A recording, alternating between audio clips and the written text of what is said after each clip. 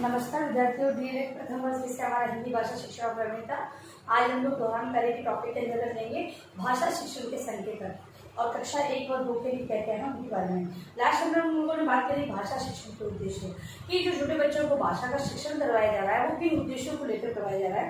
कुछ उद्देश्यों को हम लोग पढ़ चुके हैं, ठीक है। आज हम लोग भाषा शिक्षण संकेतक मतलब कि भाषा का जो शिक्षण करवाया जाएगा किन संकेतों के माध्यम से बालक को हम भाषा का शिक्षण करवाएंगे। तो सर्वप्रथम हम उन्हें बोलना और सुनने की बात को लेंगे। तो बोलना और सुनना, पहला संकेतक के रूप में बोलना और सुनना। बोलना और सुनने से संबंधित किस प्रकार की जानकारी उन्हें दी जाएगी जिससे कि वो सुनेंगे और बोलकर अपने भावों विचारों को व्यक्त कर सकेंगे। तो उससे संबंधित भाषा की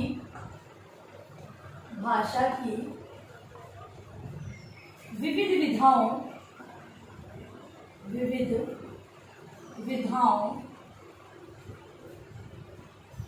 जैसे गीत, क्योंकि छोटी कक्षा है। देखिए कक्षा 1 और 2 की बात हो रही है तो गीत है, कहानी, वार्तालाप,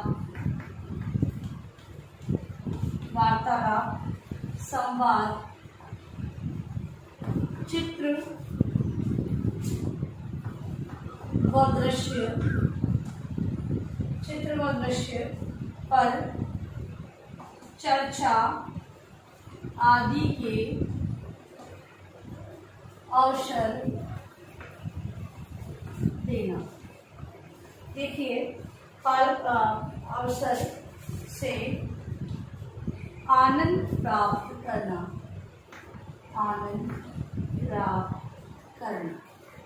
देखिए पहला जो संकेतक है, बालक छोटे छोटे बच्चे हैं उन्हें कहानियां बोलकर सुनाई जाए जिससे कि बालकों के अंतर्गत जो विभिन्न प्रकार की जो भाषा से संबंधित जो ज्ञान है वो उन्हें प्रदान किया जा सकता है। कहानी के माध्यम से, गीत सुनाकर, किसी संवाद को उनके समझ प्रस्तुत करते हुए, चित्र के माध्यम से चित्र का वर्णन, दृश्य के आधार पर वर्णन करते हुए उन्हें आनंद की प्राप्ति करवाना। क्योंकि भाषा को सिखाने से पूर्व भाषा से संबंधित उनमें रुचि उत्पन्न करना बहुत ही आवश्यक है। यदि भाषा के बारे में उनकी रुचि नहीं उत्पन्न होगी तब तक वो भाषा के अंतर्गत अपनी ये कहें कि वो सीख नहीं पाएंगे भाषा को। इस हेतु रुचि उत्पन्न करवाने हेतु इन क्रियाकलापों को करना बहुत ही आवश्यक है। तो ये क्रियाकलाप बोले भी जाए और उनसे करवाकर सुने भी जाए कि बालक किस प्रकार से, कोई कविता है आज आपने मुझे बता दी, फिर कल है उनसे कहेंगे आप इस कविता को खुद घर पे बोलेंगे, गुनगुनाएंगे तथा कक्षा में आकर कल आप हमें सुनाएंगे। तो ये बात होगी तो बालक को उनसे संबंधित भाषा का ज्ञान हमें प्राप्त होगा। इसके अलावा ध्यान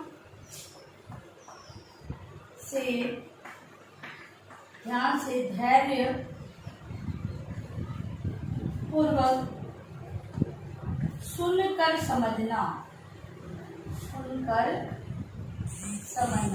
विद्यार्थियों को कहा जाए कि जो बात हम कह रहे हैं, जिस बारे में मैं जानकारी आपको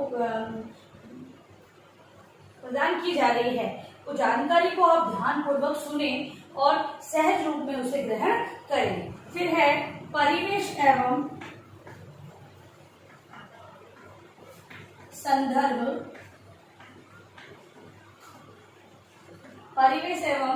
संदर्भ से संबंधित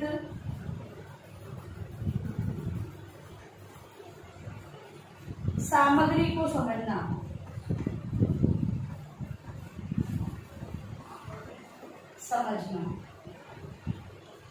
अगला है कि परिवेश में जो बालक है जो अपने परिवेश में या उससे संबंधित जो सामग्री है जिसको वो जानता है उसके बारे में उसका जो ध्यान है विकसित करवाना। मतलब कि उससे संबंधित किताब में भाई हम बच्चों को घर पे फ्रूट्स खिलाते हैं, सब्जियां बच्चे खाते हैं, लेकिन विद्यालय में जब उन्हें फ्रूट्स या वेजिटेबल्स के नेम से लिखने के लिए कहा जाता है तो बच्चे हैं वो अपना ध्यान एकाग्र नहीं कर पाते हैं और ना ही उनका नाम वो लिख पाते हैं।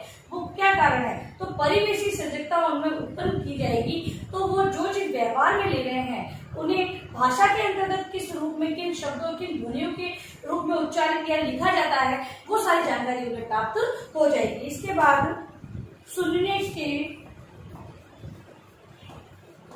शिष्टाचार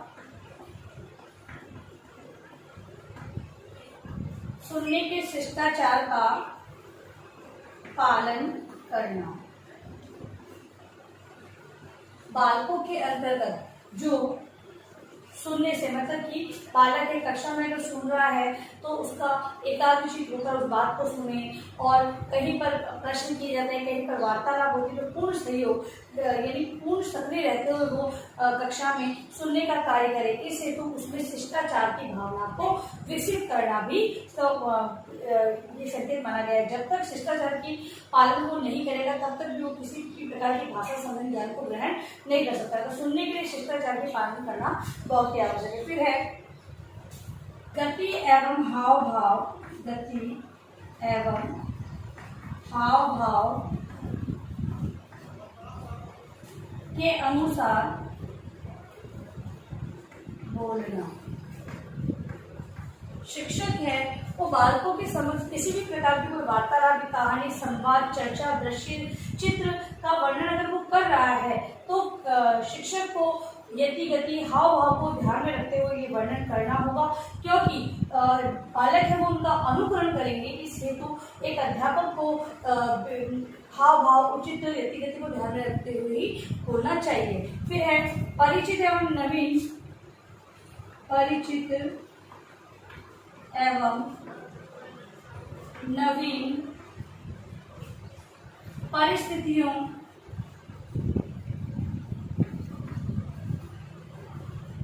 नवीन परिस्थितियों में सहजता से अपने विचार प्रस्तुत करना।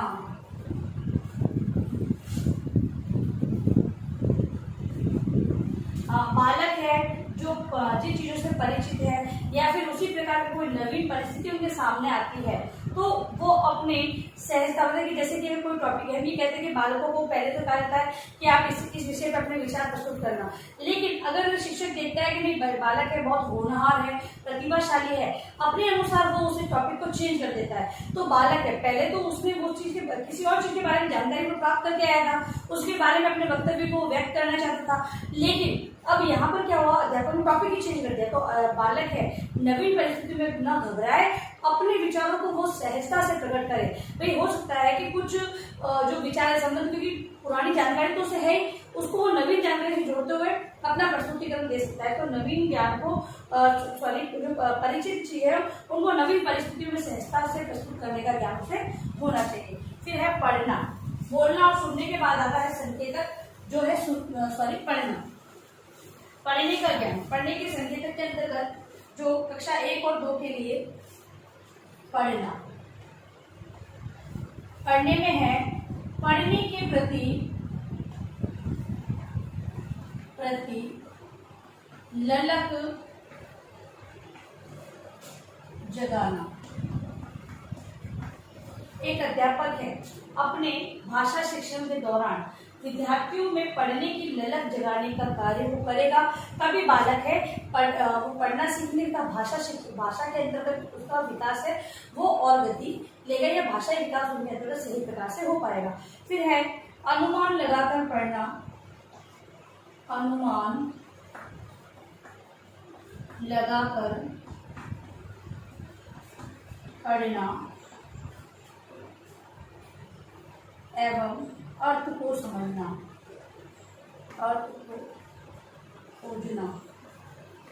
देखिए जो एक कक्षा 1 और 2 के बालक वो टुकड़े में किसी शब्दों को पढ़ते हैं, दूसरी कक्षा में आके बालक है वो सही तरीके से पाठ पढ़ना सीख जाता है। तो यहाँ पर बालक है वो जो पाठ उसे दिया जा रहा है पढ़ने के लिए वो उसे अनुमान लगा करके भी इसका अर्थ हमें ये बताया था, तो यहाँ पर वो अर्थ हो सकता है इस प्रकार से वो अनुमान लगाते हुए उसे ज्ञात करें।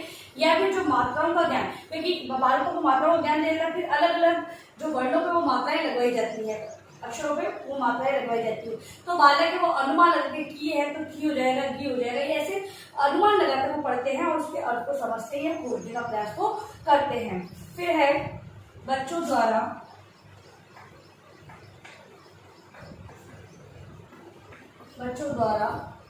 शब्दों और वाक्यों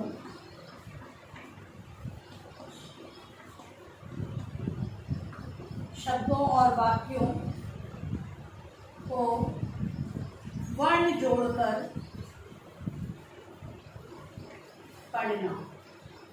बालकों में ये क्षमता का विकास होता है कि बालक है वो अक्षरों और वर्णों को जोड़कर, है ना, वर्णों को जोड़ते हुए क्या करते हैं, वाक्यों का निर्माण करते हैं, वर्णों को जोड़कर और शब्दों का निर्माण करना सीख जाते हैं। मैं कह रही हूँ कि टुकड़ों में वो क्या करते हैं, पूरा पढ़ने का प्रयास करते हैं, फिर मन ही मन उसको पढ़ते हैं तथा फिर उसको पूरा का पूरा वो बोलते हैं। इस प्रकार से उनमें वाक्यों या वर्णों को जोड़कर बनाना प्रारंभ कर देते हैं। फिर है अपने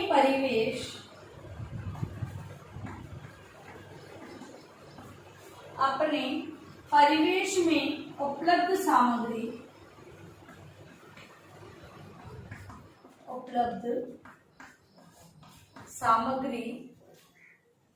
को अनुमान लगाकर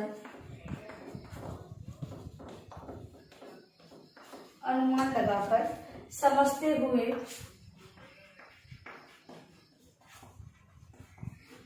हुए सामग्री को पढ़कर समझना। मतलब कि जैसा मैंने बताया है कि भाई बालक केवल सब्जियां और फलों को जानते हैं, लेकिन जब वो भाषा के अंदर ये शब्द आता है तो उसे वो समझते हैं तथा उसका वो अनुमान लगाकर ज्ञात कर लेते हैं कि ये हमारे घर में क्यों मिली जाती है, उसका नाम ये है, इसे इस प्रकार से लिखा जाता है। तो ये सारी अनुमान लगाकर वो जानकारी प्राप्त कर लेते हैं। फिर है परिवेश में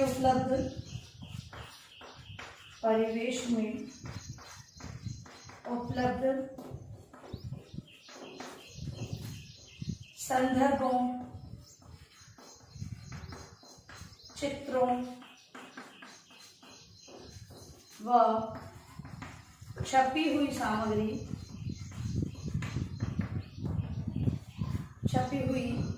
सामग्री को पढ़कर समझना। जो परिवेश में उपलब्ध सामग्री है, चित्र है, संदर्भ है, उन्हें छपी हुई, मतलब जो लिखा हुआ वर्ड है, जैसे कि लिखा है, अगर मान लो कोई चित्र है तो किसी गांव का जो चित्र बना हुआ है तो वो देखेंगे गांव शब्द लिखा हुआ है, ये चित्र बना हुआ है, तो संदर्भों को अनुमान लगाते हुए जोड़ना प्रारंभ कर देंगे। फिर है शब्दों में आपसी सहसंबंध स्थापित करते हुए प्रसंग के अनुसार पढ़ना। हम ये कह सकते हैं कि बालक है कहानी को कहानी के रीति से, कविता को कविता के रीति से गाकर पढ़ना यहाँ पर सीख जाता है। तो बालक है वो आपसी शब्दों के आपसी सहसंबंध को जोड़ते हुए उसे पढ़ना यहाँ पर सीख जाता है। ठीक है, आज हम लोगों ने जो ये भाषा संकेतकों में बात करी, बोलना, सुनना और पढ़ना, इसी को होमवर्क के रूप में आप लोग लिखें। गृह कार्य प्रश्न है आपका, भाषा शिक्षण संकेतक बोलना, सुनना तथा पढ़ना के बारे में बताइए, बारे में अपने विचार व्यक्त करें। ठीक है, इसके अलावा भी बालकों को विभिन्न प्रकार के तो संकेतों के माध्यम से हम लोग पढ़ना, सुनना या बोलना उनमें विकसित कर सकते हैं। तो आप लोग अपने अनुसार इस प्रश्न का उत्तर अपनी उत्तर पुस्तिका में लिखकर लाएंगे। और अंत में इस महामारी के दौर में कौन से हमें आवश्यक कार्य होने पर घर से बाहर निकलते 3 बातों का विशेष ध्यान रखें। मास्क लगाए, सोशल डिस्टेंस में और हाथों को बार-बार सैनिटाइज करते हैं, सुरक्षित ध्यान रखें।